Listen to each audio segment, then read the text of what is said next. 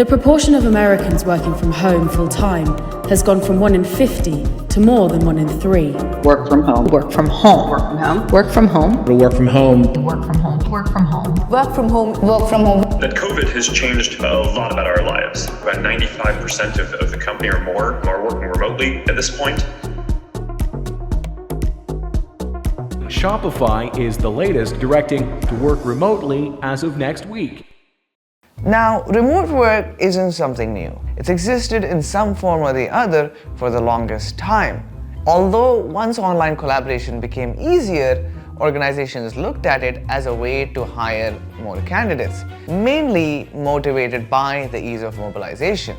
But most people didn't understand it, and I'm not talking about my mom, who thought I was joking when I said I'm working from home. But of course, all of this changed. Enter COVID-19. With COVID-19, the world was forced to look at fully remote solutions because of the government lockdowns. Now, government lockdowns made it quite impossible for individuals to go to office. For smaller organizations, especially tech or digital companies, it was a little easier because they had some form of remote work always happening, either with the remote workers they had or the contract workers they had. For larger organizations, we were seeing immediate placement of policies and processes in place to effectively get people working remotely at the earliest. Because you have to imagine, for these larger organizations, even a day of not being able to work is a huge amount of revenue opportunity lost. And once the larger organizations started to adopt, even the rest would follow. Because you had these larger organizations set policies in place that workers really liked, and smaller organizations quite did that already. So around that time, you also have a talent hiring spree. Now, because location wasn't much an issue, tech organizations sped up their hiring more than they actually needed, which also meant the demand amongst employees for remote work policies just scaled up. But before we dive deep into the subject, let's understand the broader definitions. So, the obvious one is, of course, working fully in the office, like what you would usually do. But the other two forms are either, as now defined, as hybrid work, where you work a few days in office, a few days at home. And you have fully remote work. And in the fully remote work, you have two categories. One is work from anywhere, and one is work from the same location. Even though you might be working fully remotely, geographical location makes a lot of difference to the organization. And we'll get into why geographical location makes a lot of difference to organizations, even if it's in the same country, such as US, but in a different state. If we had to simple down on how remote work would work. So instead of being connected by an office and physical interactions, you're connected by online tools and collaboration. But the part that gets complicated is the organizational operations requirements and legal requirements for a company when an individual is working remotely. This part is important because it can have huge unwanted implications on the organizations and the individual. But let's go back to a typical working organization, right? Let's say you work for a company in Arizona. Your employer registers you as an employee in their Arizona organization. The employer pays all forms of state and federal tax as applicable. So as an employee, you pay your income tax to Arizona state and federal tax as applicable. Now let's say you decide to remote work. It's all fine if you continue to stay in Arizona, but it gets a little complicated, let's say if you decide to move to Nevada or California.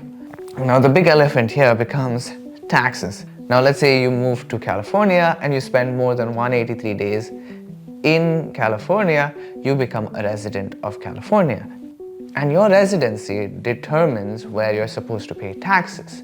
Now this whole thing becomes tangled because you're registered as an employee in Arizona. This is somewhat like a domino effect for you and your employer. For your employer, it might mean registering for taxes in California, adjusting your payroll withholding, and even complying with different labor laws.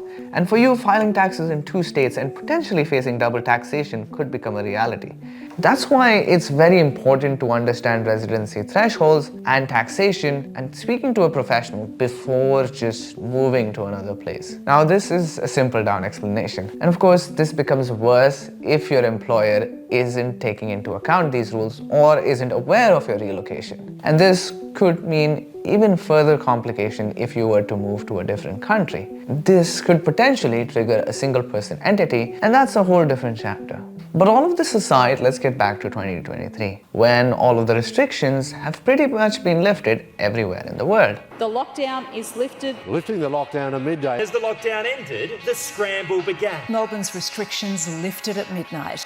As we look at it from one side, organizations and employees have gone a complete transformation in their ability to work remotely. With the restrictions gone away, a lot of organizations are now looking at having employees come back to office either fully or at least in a hybrid state. When it comes to worker sentiments, there are 4 key things that highlighted how they felt about remote work. One is freedom and flexibility. A lot of workers have found this profound sense of attachment to being able to tailor their work environment to their preference. Second is work-life balance. Being able to work from home has given a lot of employees the ability to spend more time with family and save time on commute. The third is productivity and job satisfaction. While this aspect of productivity is debated on both sides, employees feel that productivity has gone up since they have been working remotely, mainly because they don't have to commute to work and don't have to spend as much time getting ready for work as well, along with being able to create their own focus environment in their houses. But the fourth aspect is where employees feel that it's been challenging. On one side, workers have raised their concerns about a blurring line that exists between work and personal life, since usually when you're working from an office, you would end your work when you leave the office. The other aspect they face challenging is collaboration and interacting with other departments, where online it may feel transactional when they have never interacted with that person face to face. While the future of remote work can be influenced by talent demands, there's no denying the influence global leaders and larger organizations have. And seemingly, a lot of them don't seem to have the same sentiment as employees do. I love working from home. Man, I love working from home. I'm never leaving because I will never go back into an office to work. I love working from home. And with a lot of them mandating a back to office environment. With organizations, there are a few key concerns that are undeniable. One is productivity and cost associated with it. And I'm not talking about the cost that is to do with salaries or hiring, but more of a productivity cost. While it can be distinct, the reason we need to look at it together is for a key reason. What some organizations feel is that productivity isn't as much when they're working from home. But yes, productivity isn't as simple an answer that we can conclude just yet. There's a lot more studies to be done and different work environments and different levels of organizations before we can actually conclude the effectiveness or the productivity in each work environment. But when you have a mixed team with some working in office and some working remotely, it can lead to additional operational cost to manage remote worker requirements. The other concern is culture.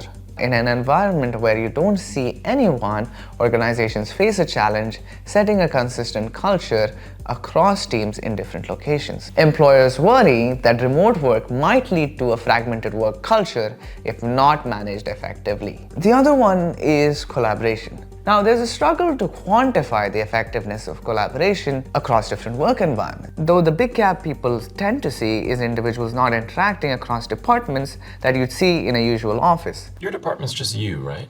Yes, Jim, but I am not easy to manage. Like, I was speaking to a friend who worked in a large e-commerce organization, and one of their effectiveness at solving problems came with interacting across departments, like with people they would usually see at the office. For instance, whenever a tech team was building a product, they would usually interact with the ops team to see what were their needs, what was their approach, to design something that was well suited to their requirements. While this would happen in a remote environment as well, the kind of interaction would be different. And this ability to approach individuals and build a relation definitely made it easier for them to get insight and help across teams. While teams completely working online sometimes felt it was transactional. While this perspective might be completely different for a generation that's never worked together in person at the office. So what does all of this mean for the future of work? Let's look at it from two sides. From one side, take a look at what's being done to facilitate remote work And two, what are the hindrances we can expect with the progression of remote work? And what's a fair future to expect out of all of this? One of the key things that is making all of this much more easier is immigration policies.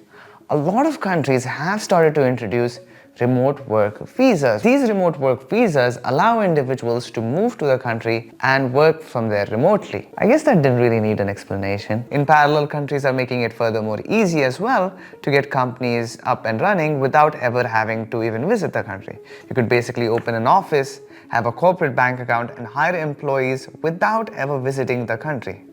That just makes mobility more easier for global organizations. Furthermore, countries are also opening special economic zones where the operating law is based on common law, making it furthermore easier for international companies to set up offices in these countries. The main aspect that makes a lot of this possible and easier is technology. And there's been major technological innovations that has changed how we collaborate across the board. For instance, if you had to collaborate on a Word document or a presentation before, you would work on it, attach it, send it, get it back, revise, send it, and go back and forth on attachment over emails. But now, you're simply able to create links which people can access and work on the document together. And a lot of us forget about this just because we have become so used to it now. The other is video conferencing and how we're able to use tools across video conferencing. It's no longer a Skype call, which, funny enough,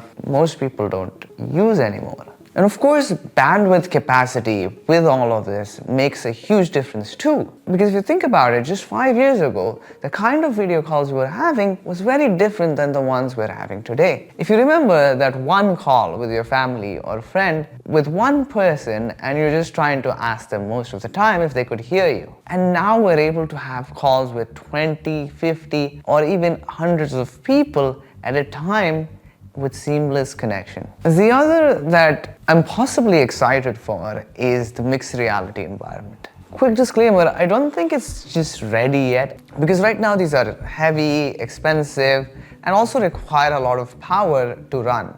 But it would just be exciting to see where this space can go because visually we've been given this utopia in movies a lot. The image, if we had to paint it, is a beautiful one. On one side, you have teams across the world get closer, and on the other side, you have larger teams being able to collaborate together. While on one side, yes, maybe the interaction that we have physically with people has reduced. But the fact of the matter is that we're able to keep in touch with many more people now than we could before. This could simply mean that we might be able to work with many more people in the future than we do now. And this simply means if we're able to apply effective collaboration, we're able to collaborate with a larger number of people over time. Well, this is scary and exciting at the same time.